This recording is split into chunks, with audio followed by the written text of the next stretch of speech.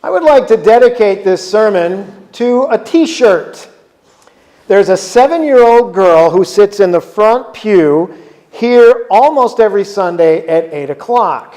Her name is Layla, and she has a t-shirt that I love. It says this: "Forget princess, I want to be an astrophysicist." I love that. Now, she and I both love books, and we both love outer space, the stars, the galaxies, the planets. So this sermon is for her and for all the kids of St. Mark's who share her curiosity about the universe in which we live. Books are friends. Anyone who knows me knows I feel that way. Books are friends. And I brought one of my best friends today for show and tell. It's this book on the stand next to me. It's called The Home Planet, and it's one of my treasures. This coffee table book is packed with gorgeous pictures of the Earth from space, taken on various space flights, and it's also full of the words of astronauts, those lucky enough to have been out there. One of them was James Irwin, who flew to the moon on the Apollo 15 mission. As the spacecraft left Earth orbit and traveled to the moon, he looked back. And then later on, he said this: "The Earth reminded us of a Christmas tree ornament hanging in the blackness of space. As we got farther and farther away, it shrank to the size of a marble, the most beautiful marble you can imagine. That beautiful, warm, living object looked so fragile, so delicate, that if you touched it with a finger, it would crumble and fall apart. Seeing this has to change you, has to make you appreciate the creation of God and the love of God." I've got my beloved book open to the page containing these words from Jim Irwin. After he retired as an astronaut, he became a Christian minister. "Photos of the Earth have always moved me deeply." Well, another book I love, of course, is the New Testament, and one of its stories has always moved me deeply. The visit of the wise men from the East to the Christ child has always had mystical power for me. All the elements of the story speak to me. The night sky, the brilliant star, the long journey through the desert, the danger from the evil king, the 3 exotic gifts, and the discovery of the light of the world. I have always loved that story. You know, the wise men from the East were not Jewish. They were probably from Persia and were probably priests of the Zoroastrian religion. Now, Zoroaster was a prophet who lived 500 years before the time of Christ. And the religion that developed around his teachings still exists, although I have to tell you it doesn't have an overwhelming number of adherents.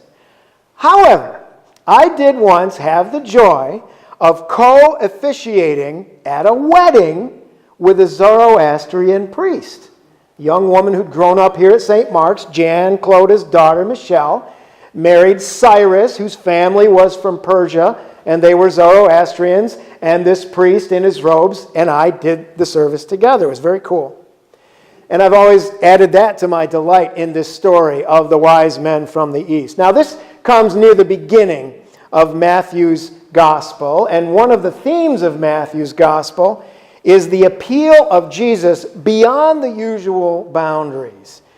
The story at the beginning of Matthew's gospel is the first appearance of this theme as these travelers come from outside the boundaries to give homage to Christ. The theme continues throughout Matthew's book, which ends with Jesus telling his followers to go everywhere, to everyone, and invite all people to become part of his family. No more boundaries.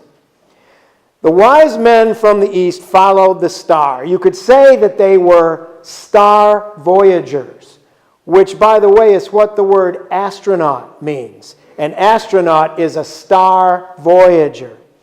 Many of the modern astronauts have been transformed by seeing the blue marble from space. They see the lack of political boundaries as they look down from the planet from up there.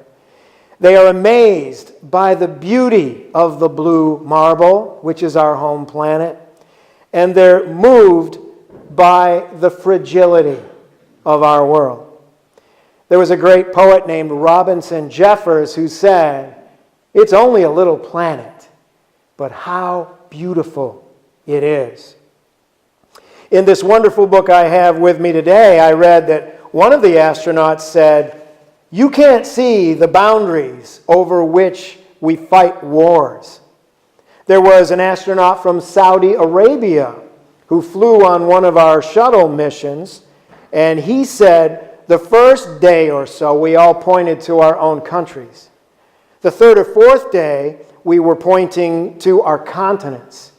By the fifth day we were aware only of one Earth.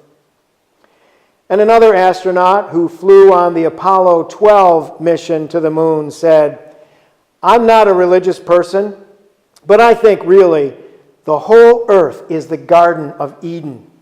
We've been given a paradise to live in." I think about that every day. So we have a story of star voyagers in Matthew's gospel as the wise men from the east follow a star. And we have stories of star voyagers in our own time who have literally ascended into the heavens in their spacecraft. In the old journey, a child is found. In the newer journeys, a blue marble is found. But in all the journeys, home is found. In all the journeys, boundaries disappear. In all the journeys, if our hearts are prepared, we move toward compassion. You and I have a journey to make too. We have a light to follow. We have pathfinders who have gone before. We have a quest. What we will discover is the beautiful blue planet, which is our home. And what we will discover is the love of the God who made it.